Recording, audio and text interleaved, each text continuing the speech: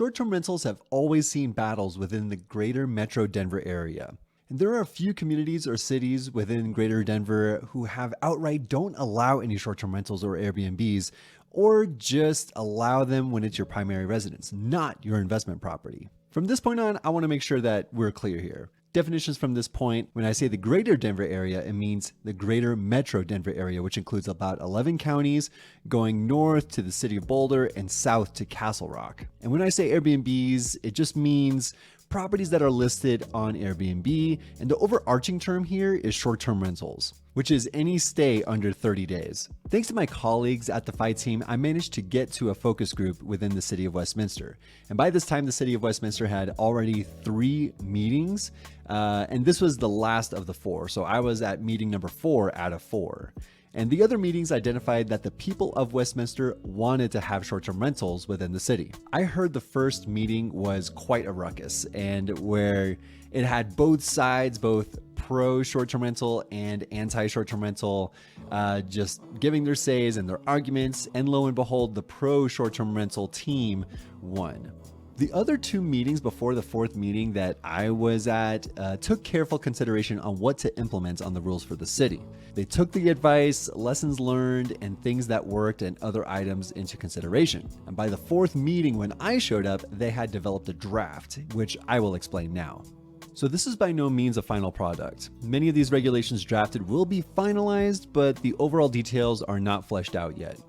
I'll try to explain them as best as I can in this video, but again, this is not comprehensive, so it will touch on the main points and interesting points of this document. So starting with definitions of the City Short-Term Rental Licensing Code 11-17. Applicant must be the owner of the premises sought to be licensed for short-term rentals. If there are multiple owners, all persons with an ownership interest must sign the license application. Party means one or more persons who, as a single group, rents a short-term rental pursuant to a single reservation and payment. So this could be like, it's just a party that stays at an Airbnb. It's not like it's a specific party. It's not the woo party. It's a party of people.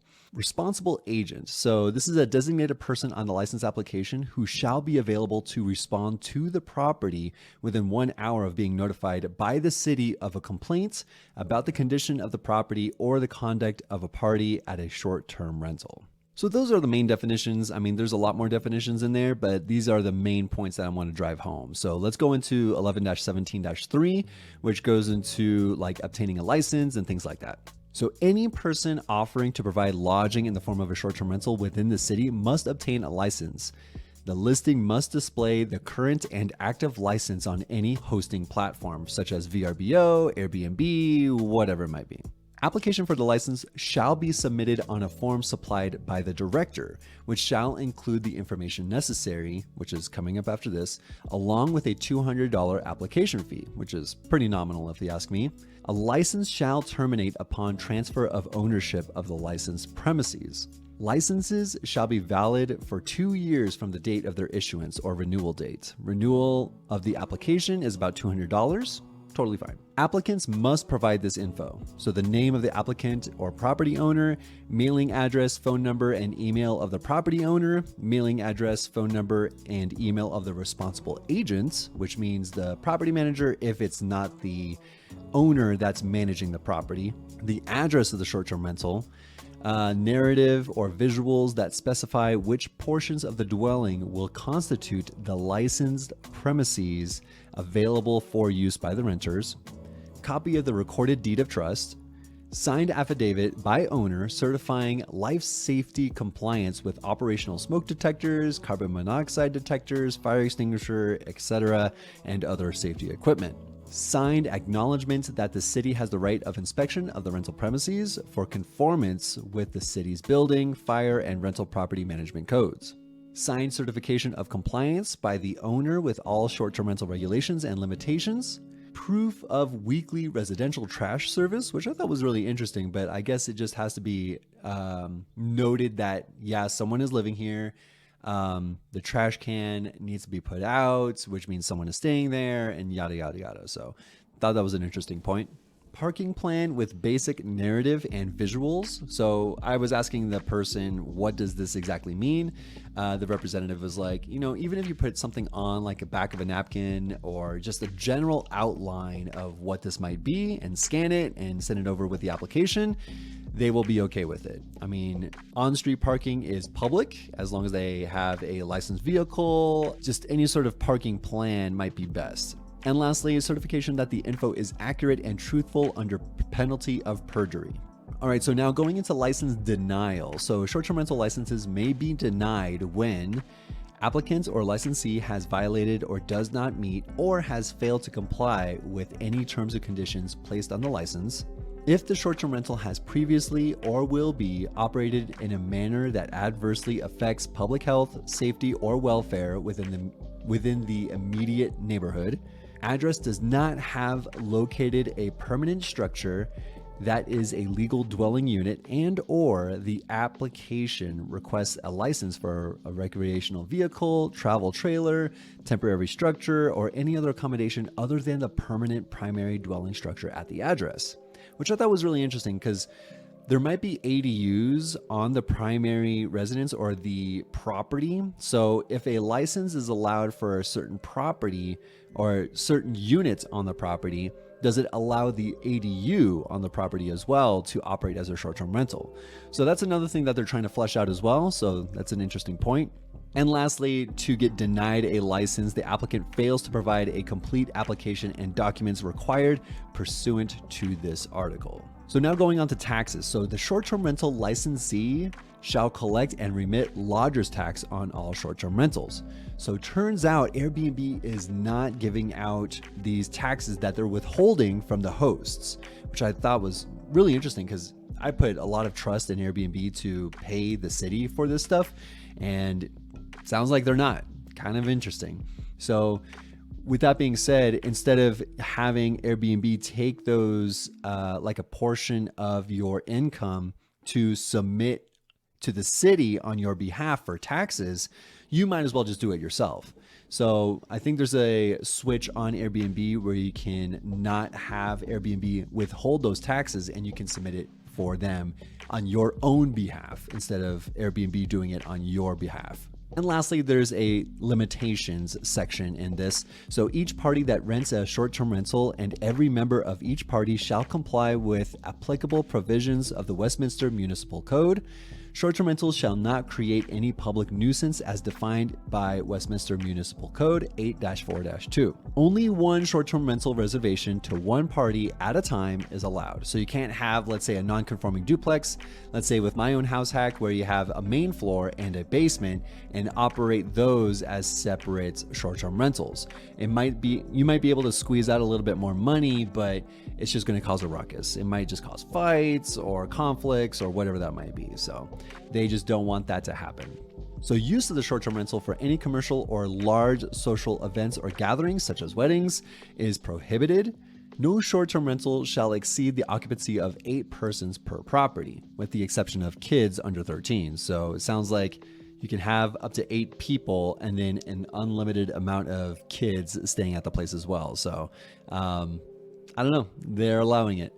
So no short-term rental shall be located in any recreational vehicle, travel trailer, temporary structure, or structure that is not the primary dwelling unit at the residence, which goes back to the ADU situation where the ADU is not the primary dwelling unit at the residence, but some people at the meeting were saying that over in Barnum Valley, I believe the community is called, there's a lot of duplexes there, and on top of the detached garage in the property, there is a unit structure like an ADU on top of that detached garage, and they operate both right now, both units on that property as a short-term rental.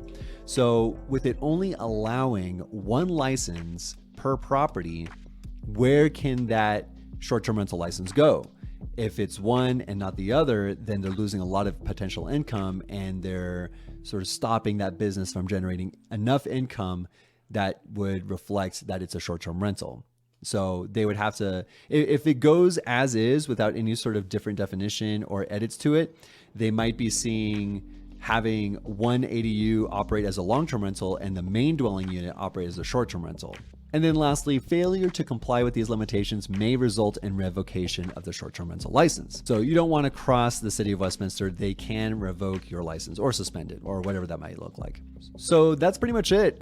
This draft, along with other certain edits, will be presented to the council in March and then finally enforced January 1st of 2024, assuming all goes according to plan. City of Westminster is one of those few cities that doesn't have a say in short-term rental regulations implemented, and I think this is a fair assessment if you ask me. So with the short-term rental uses, the biggest takeaways that I can get from these regulations that I just mentioned to you guys is that one short-term rental is allowed per licensee, which means that if you have two, going into 2024, which is what Kenny is working with right now. Right now, he has 3 short-term rentals in Westminster. Can he be grandfathered in? That's another big question. Another thing too with the takeaways on this is that it does not have to be owner occupied. So you can even buy a Westminster property as an investment property and operate it as a short-term rental, assuming that you can follow all these laws and regulations and make sure that you're a best behaved host. Also, the $200 application fee seems totally fine, especially with a renewal every 2 years. I mean, that's pretty nominal. You can make that in one night, most likely, if you have like a 4-bed, 2-bath place. Another thing too is that it's non-transferable, which makes sense on the city side. If someone were to buy a property, they need to do a background check properly and things like that, rather than have it transfer without fully vetting what that person is like.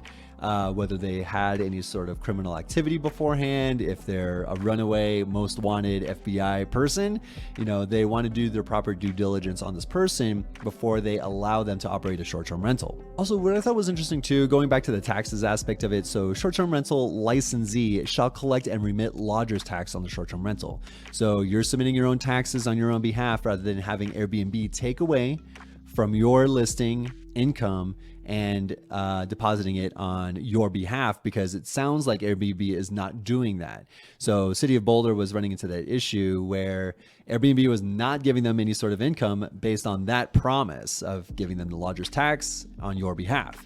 So this will be on you. So make sure you take away a little bit of that for taxes and you just follow the rules, right? And that's about it, guys. I mean, I find this to be very fair, and if anything, it might turn me into an investor in Westminster, at least for one property, so that we can get a short-term rental over there, because it's very central. We have maybe about 15 minutes to Denver, like downtown Denver. It's right on the 36, so you can go right to Boulder, and because it's so close to that intersection of like the 70, the 25, and then the 36 going up that way, I think there's a lot of potential here for the city of Westminster to make a little bit more money and to appease a lot of the investors that live there in Westminster, or even just the people that own properties in that area as well. So let me know what you think in the comments below, or even shoot me a DM. I am Ian.realestateagent. On all platforms, whether it's TikTok, Instagram, and YouTube. I'll see you guys next week. Make sure you like and subscribe. Really excited to see what you guys think about this. I'm pretty excited about it. So I don't have to live in there and house hack first in order to operate a short-term rental, which is a big win for me. So I'll see you guys next time.